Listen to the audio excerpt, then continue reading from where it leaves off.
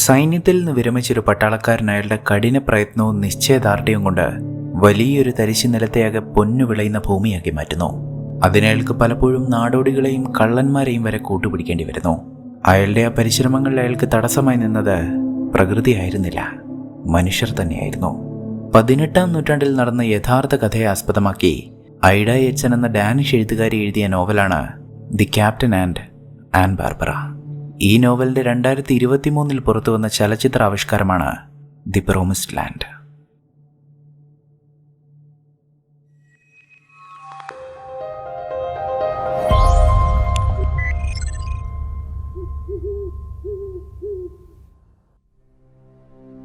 പതിനെട്ടാം നൂറ്റാണ്ടിന്റെ പകുതിയിൽ ഡെൻമാർക്കിലാണ് ഈ കഥ നടക്കുന്നത്.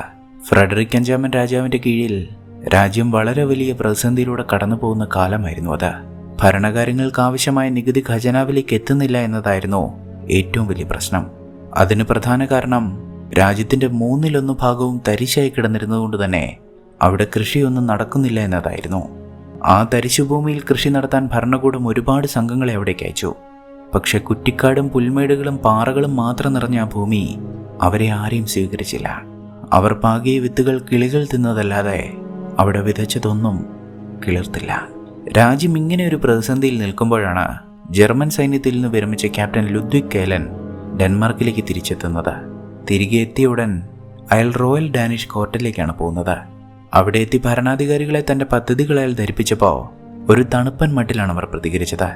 രാജ്യത്ത് തരിശായി കിടക്കുന്ന ഭൂമിയിൽ എവിടെയെങ്കിലും കൃഷി തുടങ്ങാൻ തന്നെ അനുവദിക്കണമെന്നായിരുന്നു ലുദ്വിഗിന്റെ ആവശ്യം.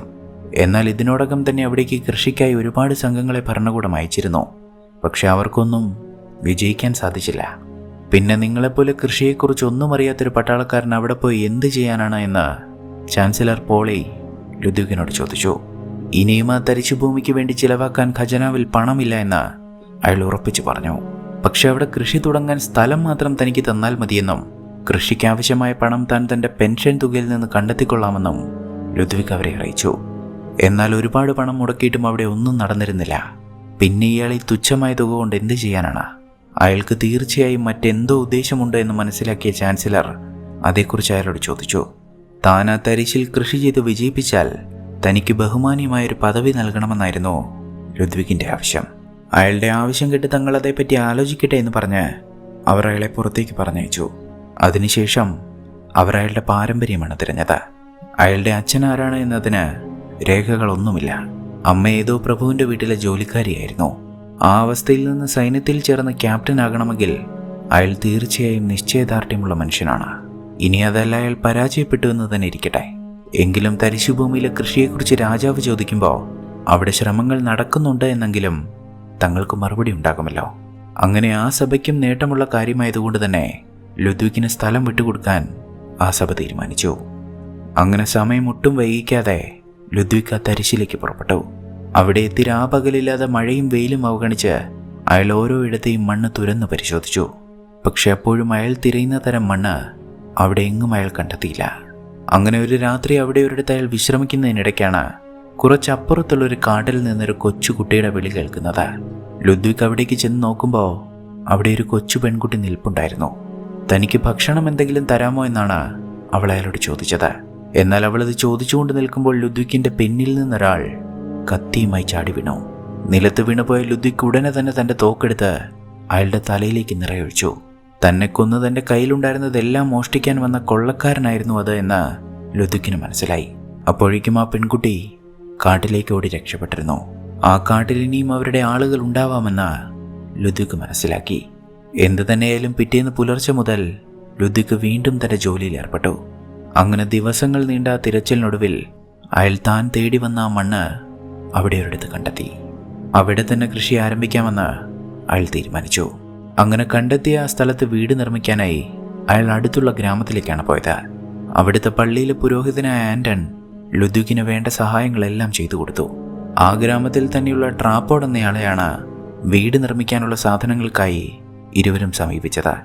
നല്ലൊരു തുക കൊടുത്ത് വീട് നിർമ്മിക്കാനുള്ള തടികളും ആയുധങ്ങളും അതിനുള്ള പണിക്കാരെയും ലുദ്വിഗ് ട്രാപ്പോഡിന്റെ അടുത്ത് നിന്ന് വാങ്ങി. ഇനി അയാൾക്ക് വേണ്ടിയിരുന്നത് തൻ്റെ വീട്ടിൽ ജോലി ചെയ്യാൻ 2 ജോലിക്കാരെയായിരുന്നു. അതിനും ആന്റണിന്റെ അടുത്ത് ആളുകളുണ്ടായിരുന്നു. കൃഷിയും കാര്യങ്ങളും മറ്റും അറിയാവുന്ന ജോഹന്നാസും അയാളുടെ ഭാര്യ അന്ന ബാർബറയും.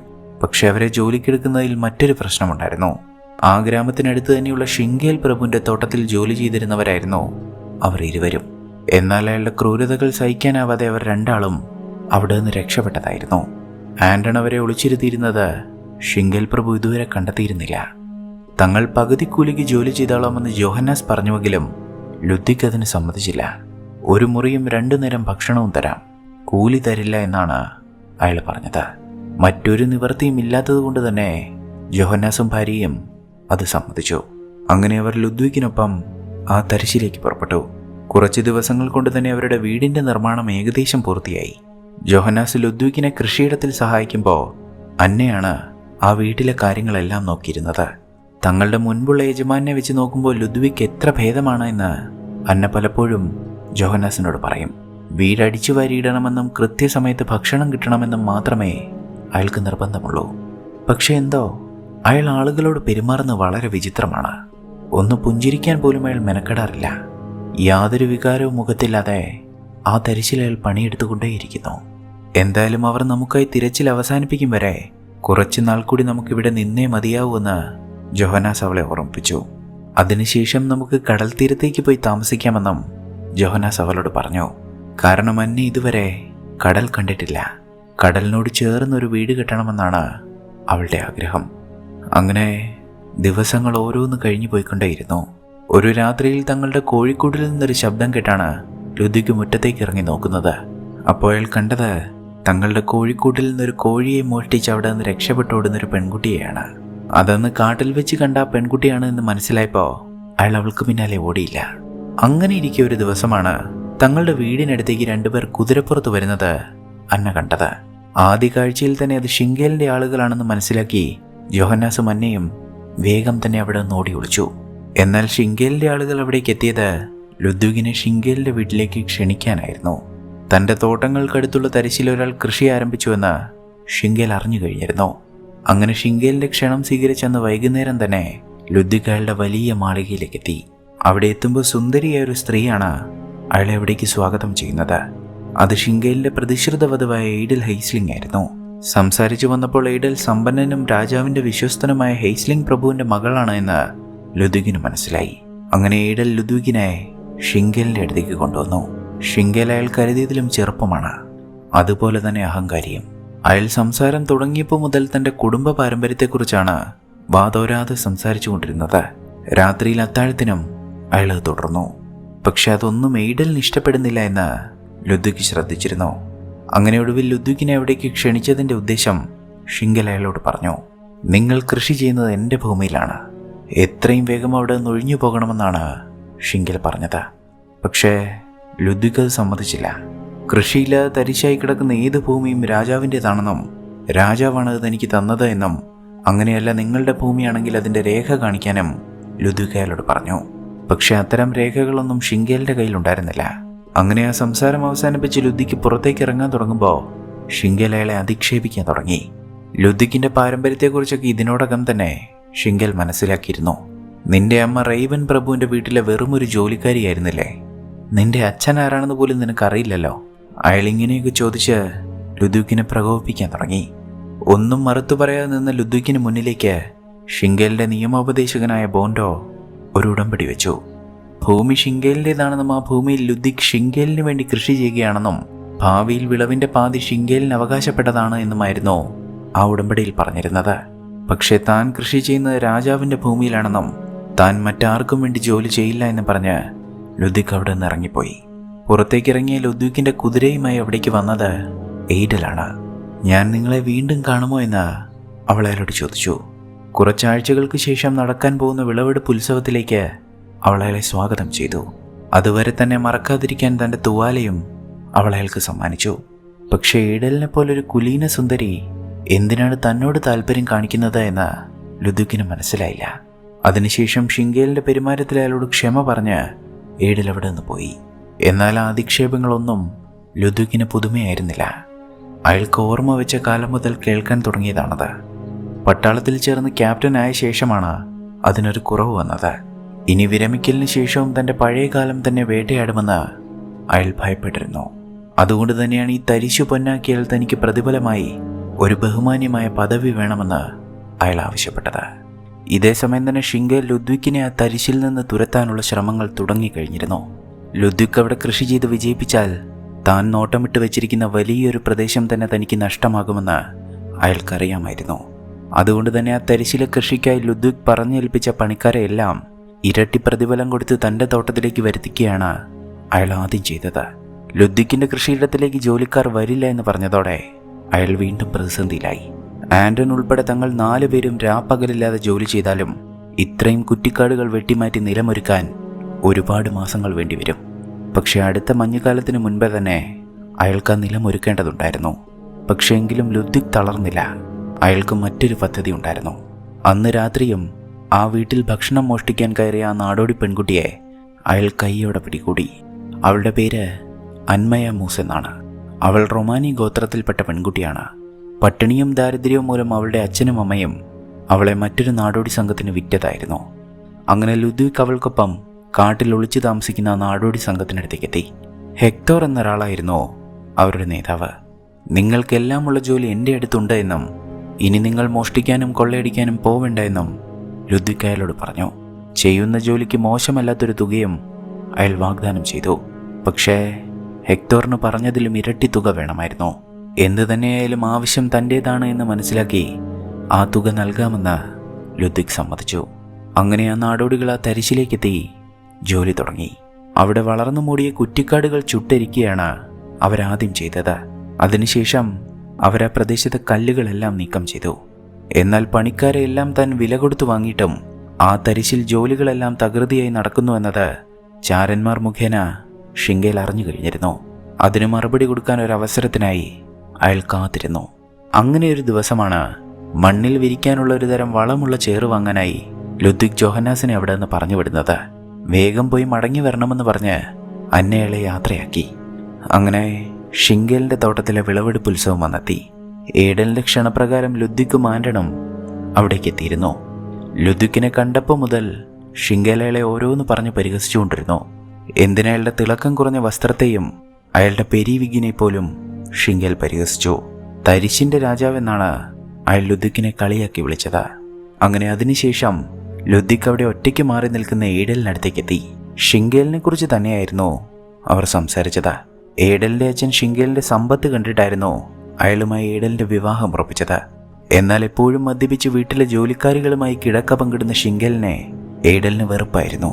ലുദ്വിക് മാത്രമാണ് ആ ക്രൂരനോട് എതിർത്ത് നിൽക്കുന്നതായി ഏഡൽ കണ്ടത്.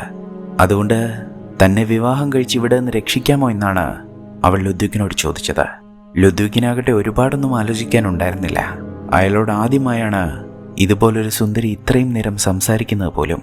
അതുകൊണ്ട് കൃഷി വിജയിച്ച് പദവി കിട്ടിയാൽ അവളെ വിവാഹം കഴിക്കാമെന്ന് ലുദ്വിക്ക് സമ്മതിച്ചു.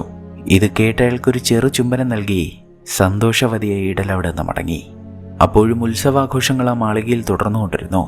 രാത്രിയിൽ ആ വിരുന്നിനെത്തിയവർക്ക് മുന്നിലേക്ക് ഷിംഗേലിന്റെ ആളുകൾ ചാട്ടേടിയേറ്റ് തളർന്നു കിടക്കുന്ന ഒരു മനുഷ്യനെ വലിച്ചു കൊണ്ടുവന്നു.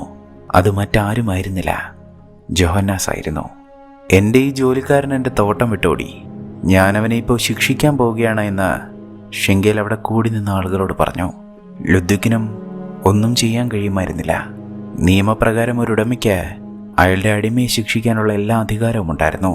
അതിനാരെങ്കിലും തടസ്സം നിന്നാൽ അയാളെ തുറുങ്കിലടക്കിയാണ് നിയമമെന്ന് ഷിംഗേലിന്റെ വിശ്വസ്തനായ മേജർ പ്രീസ്ലർ ലുദ്വിക്കിനെ ഓർമ്മിപ്പിച്ചു.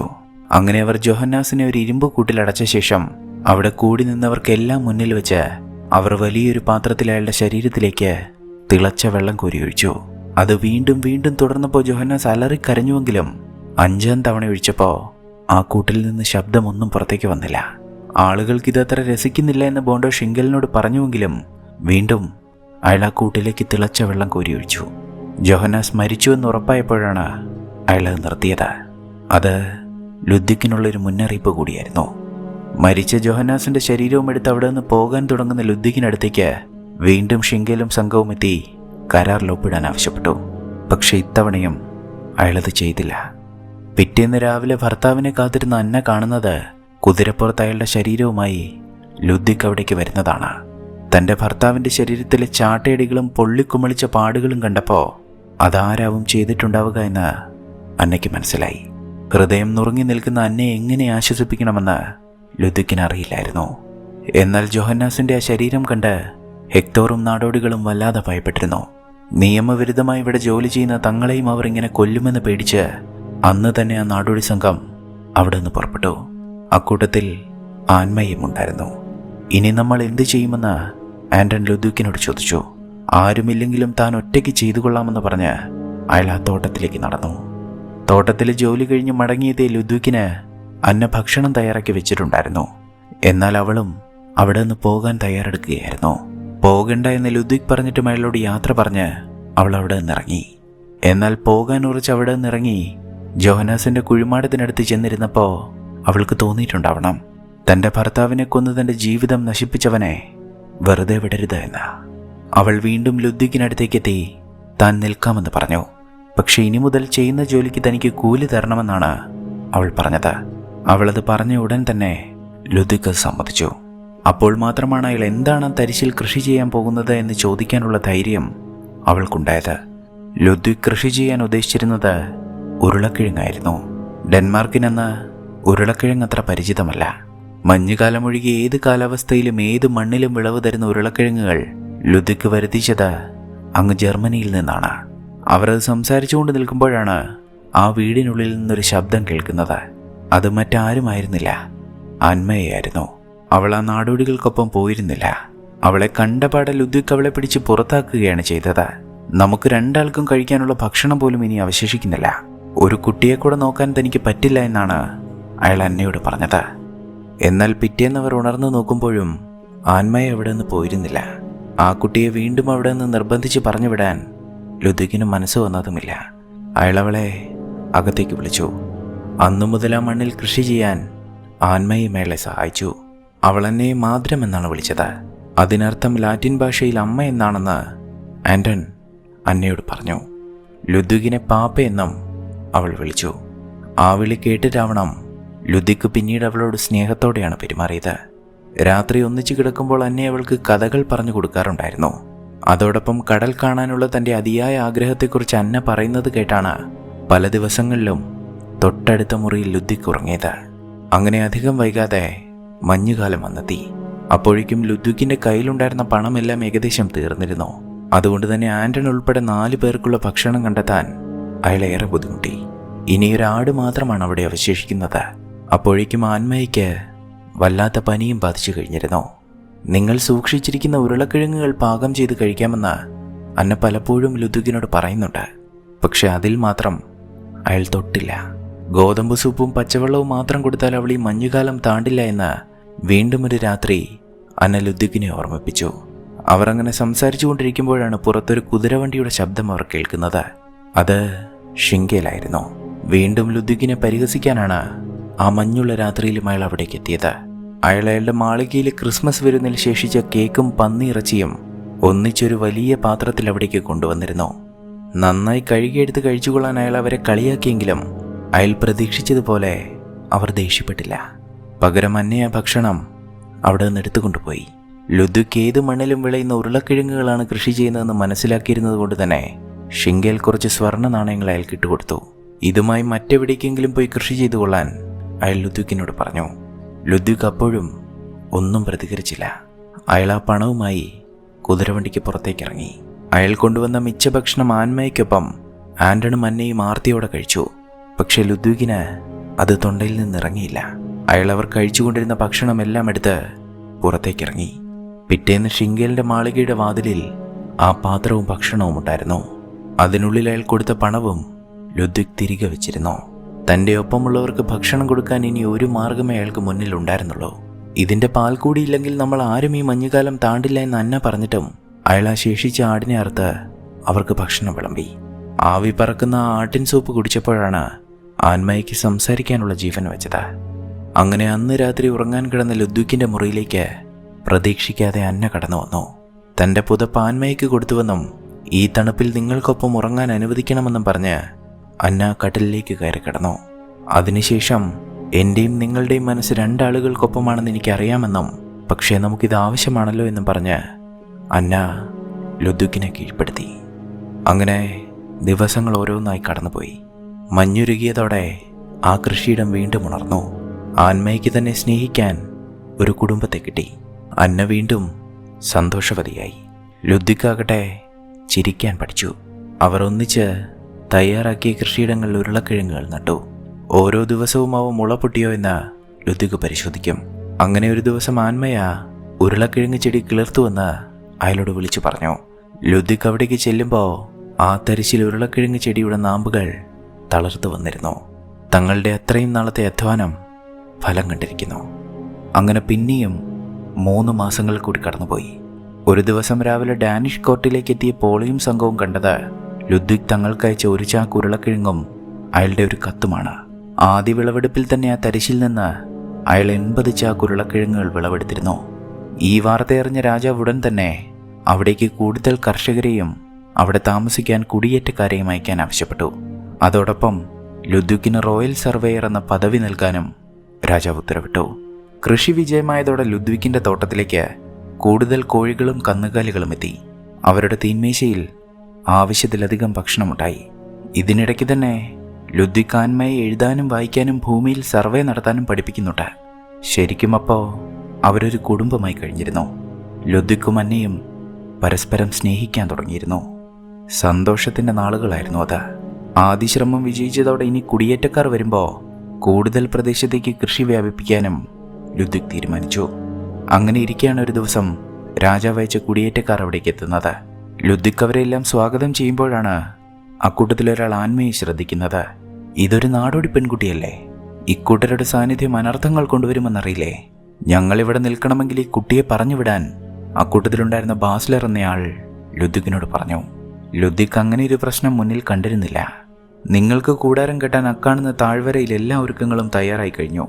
നിങ്ങളുടെ കുടുംബങ്ങൾക്കോ കുട്ടികൾക്കോ ഇവളിൽ നിന്ന് ഒരു പ്രശ്നവും ഉണ്ടാകില്ല. നിങ്ങളുടെ വീടുകളിലേക്ക് ഈ കുട്ടി വരികയുമില്ല. ലുദ്വിക്ക് ഈ ഉറപ്പ് കൊടുത്തതോടെ അവിടെ നിൽക്കാമെന്നവർ സമ്മതിച്ചു. ഇതേസമയം ഈ വാർത്തകളെല്ലാം ഷിംഗേലിന്റെ കാതുകളിലും എത്തിയിരുന്നു. അതോടൊപ്പം രാജാവ് ലുദ്വിക്കിനെ റോയൽ സർവേയർ കൂടിയാക്കിയെന്നറിഞ്ഞപ്പോൾ ഷിംഗേൽ ആ ദേഷ്യം തീർത്തത് ആ വീട്ടിലെ ഒരു ജോലിക്കാരിയോടാണ്. ദേഷ്യം സഹിക്കാനാവാതെ അയാൾ ആ സ്ത്രീയെ പിടിച്ചു വലിച്ച് 2ാം നിലയുടെ ജനലിലൂടെ താഴേക്കെറിഞ്ഞ് കൊന്നുകളഞ്ഞു. അതിനുശേഷം ഏത് വിധേനയും ലുദ്വിക്കിനെ അവിടെ നിന്ന് തുരത്തിയേ മതിയാവൂവെന്ന് അയാൾ ബോണ്ടോയോട് പറഞ്ഞു. പിറ്റേന്ന് രാത്രി തന്നെ ഷിംഗേലിന്റെ മാളികയിലേക്ക് 4 കൊടും കുറ്റവാളികളെ ബോണ്ടോ കൊണ്ടുവന്നു.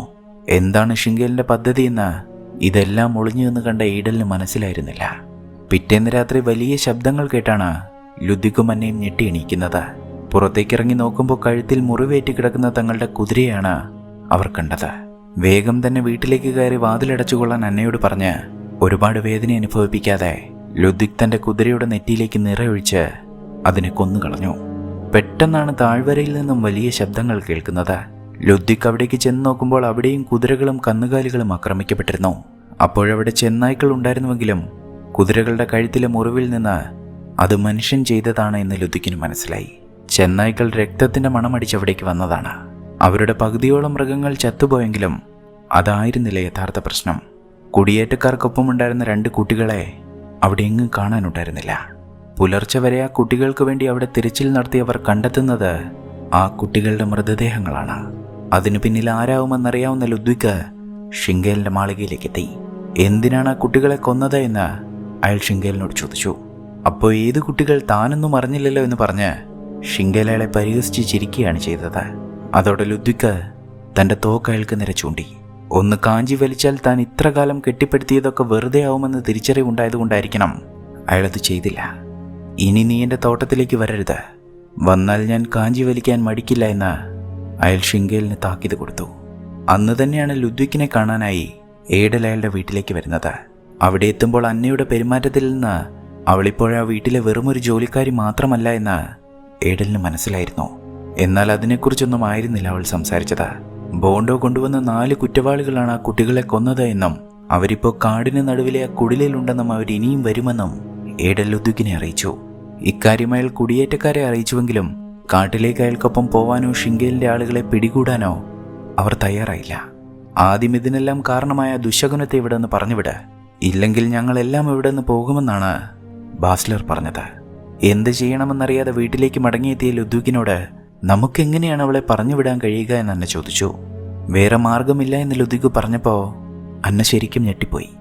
ഇത്രയും നാൾ സ്വന്തം മകളെപ്പോലെ കൊണ്ടു നടന്ന ആ കുട്ടിയെ എങ്ങനെ അയാൾക്ക് പറഞ്ഞുവിടാൻ കഴിയുമെന്നാണ് അന്ന ചിന്തിച്ചത്.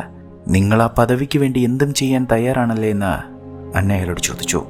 എനിക്ക് വേറെ മാർഗമില്ല എന്ന് ലുദിക് വീണ്ടും ആവർത്തിച്ചു. അങ്ങനെ പിറ്റേന്ന് അന്ന അവളെ ഉമ്മകൾ കൊടുത്ത് യാത്രയാക്കി. അകലെയുള്ളൊരു കന്യാസ്ത്രീ മഠത്തിൽ അവൾക്ക് താമസിക്കാനുള്ള ഒരുക്കങ്ങളെല്ലാം ട്രാപ്പോർട്ട് തയ്യാറാക്കിയിരുന്നു. പക്ഷേ അവൾക്ക് ഭക്ഷണം കിട്ടണമെങ്കിൽ അവൾ അവിടെ ജോലി ചെയ്യേണ്ടി വരുമെന്ന് അയാൾ ലുദിക്കിനെ ഓർമ്മിപ്പിച്ചു. അവിടേക്ക് പറഞ്ഞു വിടും മുൻപ് ലുദിക് എന്തോ അവളോട് പറയാൻ ശ്രമിച്ചുവെങ്കിലും ഇടർന്ന തൊണ്ടയിൽ നിന്ന് ശബ്ദമൊന്നും പുറത്തേക്ക് വന്നില്ല. ഒടുവിൽ എവിടെയായിരുന്നാലും സന്തോഷമായിരിക്കണമെന്ന് അയാൾ പറഞ്ഞൊപ്പിച്ചു. അങ്ങനെ ആ കുതിരവണ്ടിയിലിരുത്തി അവളുടെ കണ്ണീർ തുടച്ച് തിരിഞ്ഞു നടക്കുമ്പോൾ ആ കുട്ടി പാപ്പ എന്ന അയാളെ വിളിക്കുന്നുണ്ട്. പക്ഷേ തിരിഞ്ഞു നോക്കാൻ അയാൾക്ക് കഴിയുമായിരുന്നില്ല. ആൻമയെ പറഞ്ഞയച്ച ശേഷം ലുദിക് ബാസ്ലറിനും സംഘത്തിനുമൊപ്പം കുറ്റവാളികൾ ഒളിച്ചിരിക്കുന്ന കാടിന് നടുവിലെ ആ കുടിലിനടുത്തേക്കെത്തി. അപ്പോഴവർക്കൊപ്പം ഒരു പോലീസ് ഉദ്യോഗസ്ഥനും പ്രീസ്ലറും ഉണ്ടായിരുന്നു. അവരറിയാതെ ഇരുട്ടിന്റെ മറവിൽ ഒരല്പം പോലും ശബ്ദം പുറത്തു കേൾക്കാതെ ആ കുറ്റവാളികളിൽ 2 പേരെ ലുദികും സംഘവും കൊന്നു വീഴ്ത്തി.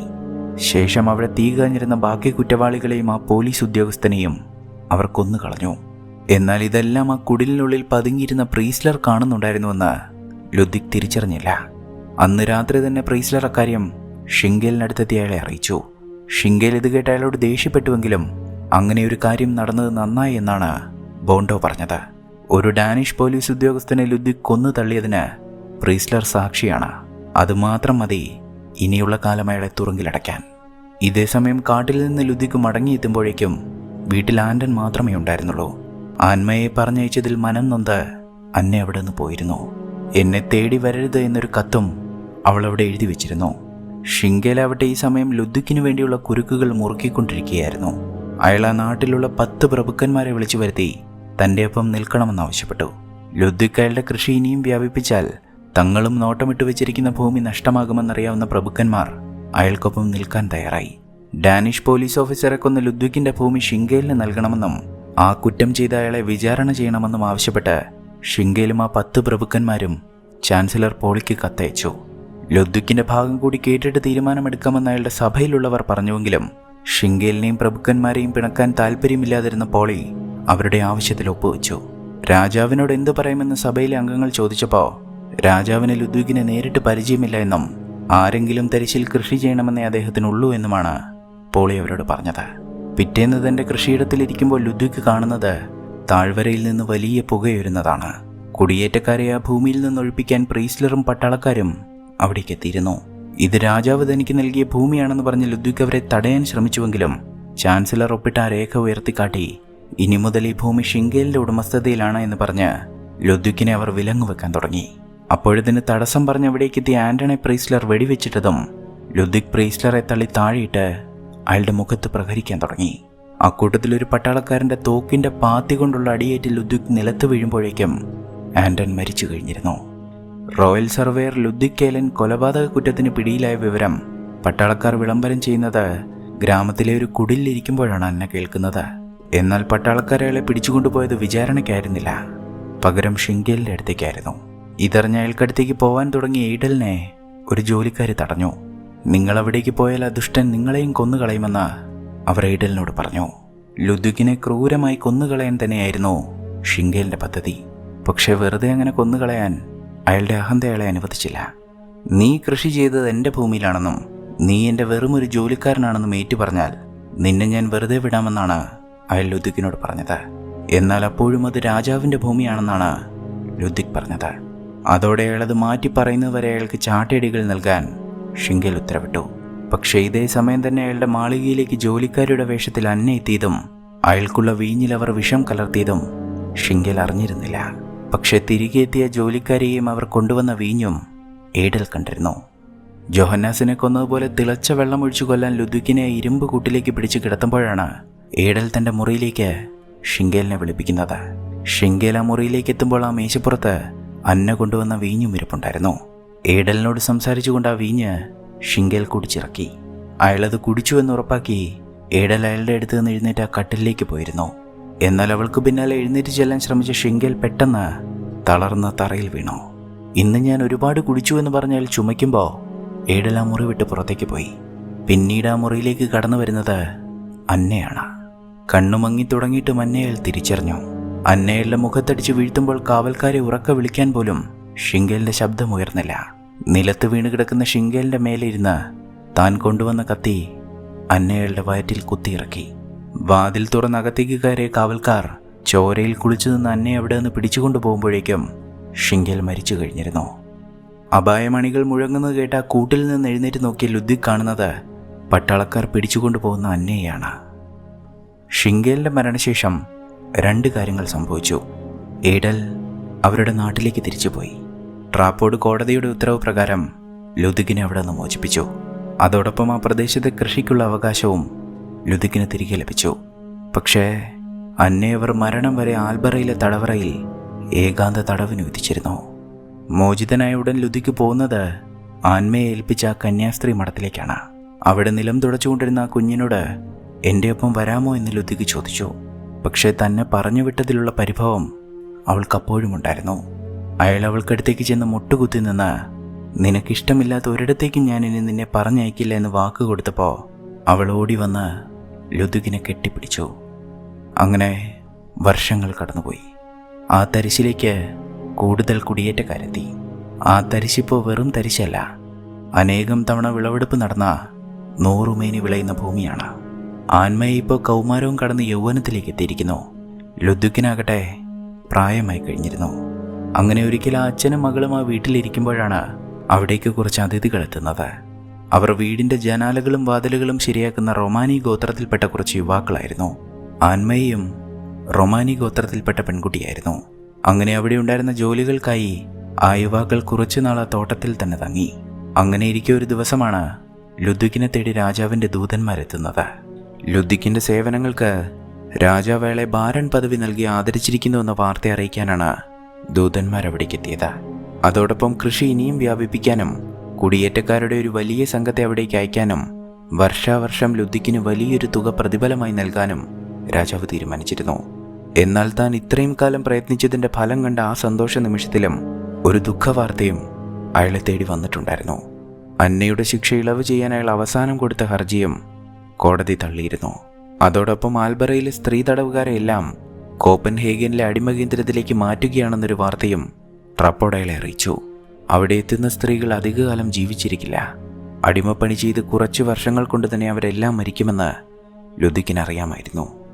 അങ്ങനെ കുറച്ച് ദിവസങ്ങൾക്ക് ശേഷം റൊമാനി യുവാക്കൾ അവിടെ നിന്ന് പുറപ്പെടാൻ തയ്യാറായി.